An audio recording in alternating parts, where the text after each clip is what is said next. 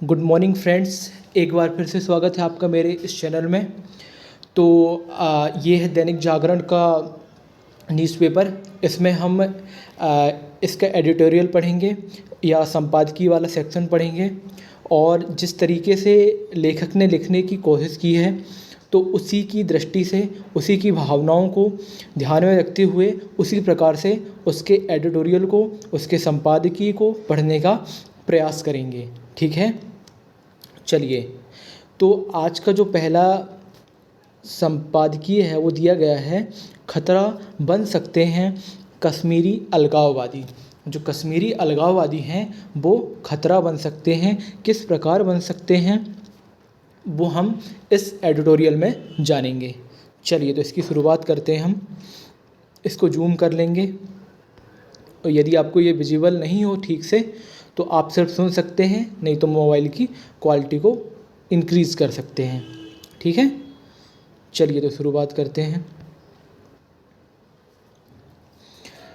पिछले दिसंबर में supreme court ने जम्मू कश्मीर से 370 को निरस्त करने और विशेष दर्जे को समाप्त करने के फैसले को चुनौती देने वाली याचिकाओं को रद्द करने के साथ यह निर्देश भी दिया था कि एक तय समय में विधानसभा चुनाव करा लिए जाएं। सर्वोच्च न्यायालय ने इस निर्देश के बाद जम्मू कश्मीर में शांतिपूर्ण तरीके से हो रहे चुनावों से देश का एक वर्ग आश्वस्त दिख रहा है कि विधानसभा चुनावों के बाद सब कुछ ठीक हो जाएगा। लोगों को यह भी उम्मीद है कि नई विधानसभा के चुने जाने के बाद आज़ादी के पहले दिन से ही मुसीबतों से घिरे हुए जम्मू कश्मीर में शांति बहाल हो जाएगी। कश्मीर विवाद के कारण यहाँ की जनता ने जैसी कठिनाइयाँ देखी हैं और भारत विरोधी शक्तियों के नैरेटिव निर्माण की ताकत के आगे बार बार पस्त होने वाली केंद्रीय सरकारों ने वैश्विक मंचों पर जिस स्तर का विरोध रहा है, उसके बाद इस तरह की आशाओं का जागना स्वाभाविक ही है। इन विधानसभा चुनावों से पहले जम्मू कश्मीर की जनता ने जैसे उत्साह के साथ स्थानीय निकायों के चुनावों में भाग लिया और जैसे शांति भरे माहौल में वे चुनाव संपन्न हुए, उससे भी कश्मीर में सब कुछ ठीक होने की आस जगी थी। लेकिन दोस्तों, क्या हुआ? चुनाव आयोग द्वारा विधानसभा चुनावों की घोषणा के दिन से ही कश्मीर घाटी में जिस तरह के उम्मीदवार और जैसी चुनावी वादे पूरे माहौल पर हावी हैं, उसे देखते हुए यह आशंका बल पकड़ने लगी है कि विधानसभा में भले ही कोई पार्टी या कोई गुट बहुमत हासिल कर ले, करे, लेकिन घाटी की राजनीति फिर से अलगाववाद और केंद्र से टकराव की आग में तप सकती है। जम्मू कश्मीर विधानसभा चुनावों में कई प्रत्याशी ऐसे हैं जो या तो अलगाववादी रहे हैं या ऐसे संगठनों के सक्रिय सदस्य। इनमें अनेक निर्दलीय हैं। इन निर्दलीय उम्मीदवारों के एक बड़े वर्ग का संचालन इंजीनियर रशीद के नाम से चर्चित शेख अब्दुल रशीद कर रहा है, जो देश विरोधी गतिविधियों के आरोप में तिहाड़ जेल में बंद था। सुप्रीम कोर्ट की मेहरबानी से वह चुनाव प्रचार के लिए जमानत पर रिहा हो गया। अलगाववादी छवि वाले इंजीनियर रशीद ने जेल में बंद रहने के बावजूद लोकसभा चुनाव में पूर्व मुख्यमंत्री और नेशनल कॉन्फ्रेंस के उपाध्यक्ष उमर अब्दुल्ला को उन्हीं की परंपरागत सीट बारामूला में बड़े अंतर से हराया था। रशीद पर यह आरोप है कि उसने इन चुनावों में प्रतिबंधित जमाते इस्लामी के साथ अंदर खाने गठबंधन किया हुआ है। अपने प्रचार अभियान में अनेक उम्मीदवारों ने खुलकर यह कहा है कि चुनाव जीतने पर वे फिर से अनुच्छेद 370 लागू कराएंगे और जम्मू कश्मीर के विशेष दर्जे को भी बहाल कराएंगे। ऐसे उम्मीदवारों की सभाओं में जुटने वाली भीड़ का एक असर यह हुआ कि आमतौर पर आतंकियों और अलगाववादियों के मुकाबले मध्यमार्गी और नरमपंथी मानी जाने वाली नेशनल कॉन्फ्रेंस और पीडीपी ने भी गर्म तेवर अपना लिए। फारूक अब्दुल्ला और महबूबा मुफ्ती चुनावी भाषणों में 370 को फिर से लागू करने और राज्य को अधिक स्वायत्तता एवं विशेष दर्जा दिलाने का वादा कर रहे हैं। नेशनल कॉन्फ्रेंस ने तो अपने चुनावी वादों में यह भी शामिल कर लिया है कि अगर कांग्रेस के साथ उनके गठबंधन को बहुमत मिला तो विधानसभा में फिर से 2000 वाले उस प्रस्ताव को पारित किया जाएगा जिसमें राज्य का 1951 के स्तर वाला दर्जा बहाल करने की बात कही गई थी। उसमें जम्मू कश्मीर के लिए भारत से अलग अपने झंडे और संविधान की व्यवस्था की गई थी। दोस्तों, नेशनल कॉन्फ्रेंस से गठबंधन के कारण कांग्रेस के नेता असमंजस में हैं। कांग्रेस जम्मू कश्मीर क्षेत्र में उसके जैसा रवैया अपनाने का खतरा नहीं मोल लेना चाहती। जम्मू और कश्मीर घाटी के राजनीतिक समीकरण एक दूसरे से ठीक उलट हैं। अगस्त 2019 में अनुच्छेद 370 को निरस्त किए जाने के बाद जम्मू में जिस बड़े पैमाने पर खुशी और उत्सव का माहौल बना वह कांग्रेस नेताओं को याद है। इसके बाद केंद्र की नीतियों ने जम्मू और कश्मीर दोनों जगह जिस विकास के नए दौर खोले इसके बाद केंद्र की नीतियों ने जम्मू और कश्मीर दोनों जगह जिस तरह विकास के नए द्वार खोले उसे देखते हुए कांग्रेस भी हालत में 370 की वापसी की बात कहने का जोखिम नहीं उठा सकती है। कश्मीर घाटी में माहौल को और ख़राब करने वाले दो और तत्व भी हैं जिनकी अनदेखी महंगी पड़ सकती है। एक तो यह भी लगभग हर मामले में खुद को सक्रिय दिखाने वाले सुप्रीम कोर्ट ने जल्द चुनाव कराने का निर्देश तो जारी कर दिया, लेकिन कश्मीर घाटी से आतंक और हिंसा के दम पर भगा दिए गए कश्मीरी हिंदुओं और सिखों को सुरक्षित घर वापसी और स्थानीय राजनीति में उनकी बराबर भागीदारी सुनिश्चित करने वाला कोई निर्देश नहीं दिया। लोकतंत्र और मानवीय मूल्यों के रक्षक सुप्रीम कोर्ट से यह आशा की जाती थी कि इस पाप का संज्ञान लेता कि भारत के इकलौते मुस्लिम बहुल राज्य की कश्मीर घाटी में सदियों से रहने वाले लाखों लोगों को केवल इसलिए भगा दिया गया कि वे मुसलमान नहीं थे। इसी तरह 2022 में भले ही राज्य के नए परिसीमन आयोग ने विधानसभा सीटों को 111 से बढ़ाकर 114 कर दिया हो और जम्मू कश्मीर को 6 एवं घाटी को एक अतिरिक्त सीट दी हो, लेकिन इसके बाद भी विधानसभा में सत्ता का संतुलन 47 और 43 होने के कारण कश्मीर के पक्ष में ही रहेगा। दुर्भाग्य से परिसीमन आयोग ने शेख अब्दुल्ला के कश्मीरी दबदबे को बनाए रखने वाले फार्मूले को कायम रखते हुए 114 में से 90 पर चुनाव कराने और बाकी 24 सीटों को फिर से पाकिस्तान अधिकृत जम्मू कश्मीर जिसे POK यानी गुलाम कश्मीर के नाम पर खाली रखने का फैसला किया। लोकतंत्र और न्याय में विश्वास रखने वाले लोगों को आशा थी कि अगर परिसीमन आयोग ने ये 24 सीटें भारत भर में फैले POK विस्थापितों के नाम पर बहाल कर दी होती तो न केवल 77 साल के उपेक्षित और न्याय से वंचित इन लोगों को न्याय मिलता, बल्कि जम्मू कश्मीर की राजनीति पर कुंडली मारे बैठे कश्मीरी अलगाववाद से भी राज्य और देश दोनों को हमेशा के लिए मुक्ति मिल जाती। दोस्तों, ये लेखक के अपने विचार हैं, इसमें मेरे चैनल और मेरा कोई हाथ नहीं है। लेखक का नाम देखते हैं। लेखक centre for Himalayan Asia studies and engagement के चेयरमैन एवं वरिष्ठ पत्रकार ये लिखते हैं। ये उनकी कलम से लिखा हुआ है और ये मेरे मुखारबिंदों से आपने सुना। चलिए दूसरा एडिटोरियल देख लेते हैं। दूसरा एडिटोरियल क्या कहता है कि भारत पर निवेशकों का बढ़ता भरोसा। भारत पर निवेशकों का कैसा भरोसा बढ़ रहा है, इसके बारे में देखते हैं। चलिए इसकी शुरुआत करते हैं। मोदी सरकार के तीसरे कार्यकाल में भारत के शेयर बाजार ने नई ऊंचाइयों को छुआ है। सरकार की दूरगामी आर्थिक नीतियों और सकारात्मकता का ही परिणाम है कि भारत की मध्यम और छोटी कंपनियां बड़ी कंपनियों की तुलना में अधिक बेहतर प्रदर्शन कर रही हैं। उभरते बाजारों में भारत निवेशकों का पसंदीदा देश बन रहा है। एशिया प्रशांत क्षेत्र में जापान के बाद भारत निवेशकों का दूसरा सबसे पसंदीदा देश बन गया है। 1 सितंबर से 23 सितंबर तक कुल 13 दिनों में विदेशी पोर्टफोलियो निवेश के द्वारा 53,000 करोड़ का निवेश भारत में हुआ, जिसमें 28,000 करोड़ का निवेश शेयर बाजार में हुआ है। भारतीय शेयर बाजार में आई तेजी ने न सिर्फ विदेशी बल्कि घरेलू निवेशकों को भी आकर्षित किया है।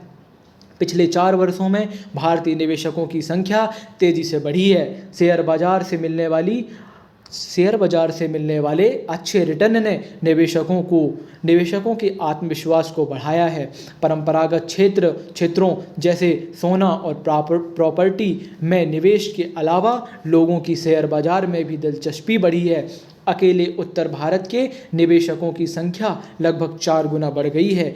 इंटरनेट और मोबाइल के प्रसार ने लोगों में शेयर बाजार की जानकारी और निवेश को लेकर जागरूकता बढ़ाई है। ऑनलाइन ट्रेडिंग प्लेटफॉर्म और मोबाइल ऐप की सुगमता ने शेयर बाजार को बहुत आसान बना दिया है। वित्तीय साक्षरता में होने वाली वृद्धि ने भी लोगों को इसमें निवेश करने के लिए प्रेरित किया है। यही कारण है कि investment research firm Morgan Stanley capital international के नवीनतम सूचकांक में भारत ने चीन को पछाड़ते हुए पहला स्थान प्राप्त किया है। यह फर्म विभिन्न देशों के आधार पर, क्षेत्रों के आधार पर, उभरते बाजारों आदि के आधार पर अनेक प्रकार के सूचकांक जारी करता है। इसमें 2 सूचकांक सर्वाधिक महत्वपूर्ण है। पहला उभरते बाजार का निवेश योग्य बाजार सूचकांक और दूसरा उभरते बाजार का मानक सूचकांक। उभरते बाजार के निवेश योग्य बाजार सूचकांक में चीन के 21.58% वेटेज की तुलना में भारत का वेटेज 22.27% हो गया है। मॉर्गन स्टैनली द्वारा बड़ी, मध्यम और छोटी कंपनियों के 3,555 शेयरों के आधार पर 24 उभरते बाजारों का निवेश योग्य बाजार सूचकांक तैयार किया जाता है। उभरते बाजार के मानव सूचकांक से भी भारत ने अपनी महत्वपूर्ण उपस्थिति दर्ज कराई है। इस सूचकांक में बड़ी और मध्यम कंपनियों के शेयर शामिल होते हैं। माना जा रहा है कि इस साल के अंत तक उभरते बाजार के मानव सूचकांक में भी भारत चीन को पीछे छोड़ देगा, क्योंकि पिछले दिनों चीन के खराब प्रदर्शन करने वाले लगभग 60 स्टॉक को इसमें से हटा दिया गया, जबकि भारत के अच्छा प्रदर्शन करने वाले 7 स्टॉक को इसमें जोड़ दिया गया। इसके बाद भारत का वेटेज जहां 84% बढ़ा है, वहीं चीन के वेटेज में 50% की गिरावट आ गई है।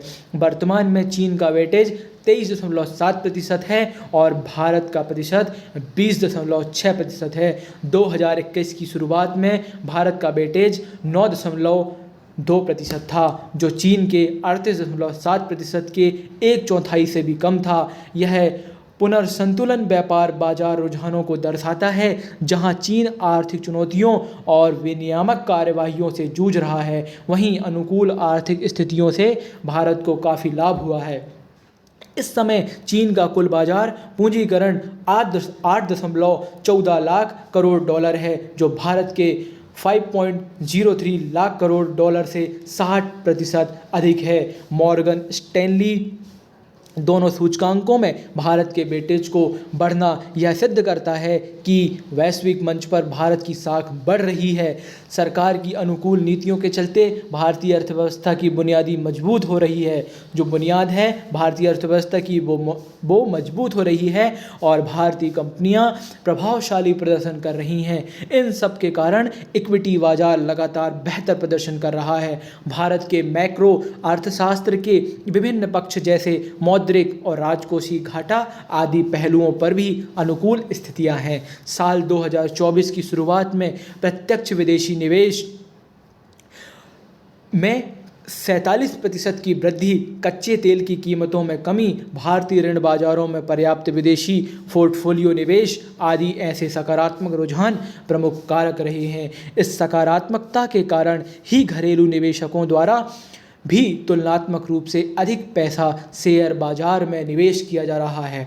भारत का वेटेज चीन से ज़्यादा होने से एवं अमेरिका में मंदी आने की आहट से विदेशी निवेशकों का आज भारतीय कंपनियों पर भरोसा तेजी से बढ़ रहा है। एक अनुमान के अनुसार मॉर्गन स्टैनली के सूचकांकों में होने वाला इस बदलाव से भारतीय इक्विटी बाजार में 35,000 करोड़ से 40,000 करोड़ तक की पूंजी आ सकती है, जिससे आर्थिक वृद्धि को और अधिक प्रोत्साहन मिलेगा। आने वाले समय में छोटी और मध्यम कंपनियों के शेयर बड़ी कंपनियों की तुलना में अधिक तेजी से बढ़ने की संभावना है। भारतीय बाजारों के बढ़ते महत्व को बनाए रखने के लिए और देश के आर्थिक विकास को बढ़ावा देने के लिए घरेलू और विदेश दोनों प्रकार की पूंजी पर विशेष बल देना होगा। 2047 तक भारत को विकसित देशों में शामिल करने के लिए एक अपेक्षित निवेश की गति को बनाए रखना होगा। निवेशकों की निरंतरता एवं वैश्विक बाजार में भारत के भरोसे से को बनाए रखने के लिए सकारात्मक दीर्घकालिक प्रवृत्ति के ढांचे को विकसित करना होगा। इसके लिए उदार निवेश नियमों के द्वारा विदेशी पोर्टफोलियो निवेशकों को एक अनुकूल आर्थिकी प्रदान करनी होगी। ये लेखक एक अर्थशास्त्री लेखक थे दोस्तों, ठीक है। चलिए आगे देख लेते हैं आगे क्या दिया हुआ है। आगे जो महत्वपूर्ण हमारे लिए खबर है वो मेक इन इंडिया अभियान से संबंधित है, ठीक है। और ये क्या दिया हुआ है, एक कोड दिया हुआ है, इसको आप याद कर लें कि मौन ही क्रोध को शांत करने का सर्वोत्तम उपाय है। यदि आपको क्रोध आता है, गुस्सा आता है, तो आप मौन रहें, ठीक है, अपने आप क्रोध दूर हो जाएगा, ठीक है। चलिए आज का ये तीसरा एडिटोरियल हम पढ़ते हैं मेक इन इंडिया अभियान के बारे में। ये परीक्षा की दृष्टि से अति महत्वपूर्ण है, तो इसको स्किप बिल्कुल भी ना करें। चलिए इसकी शुरुआत करते हैं। मेक इन इंडिया अभियान।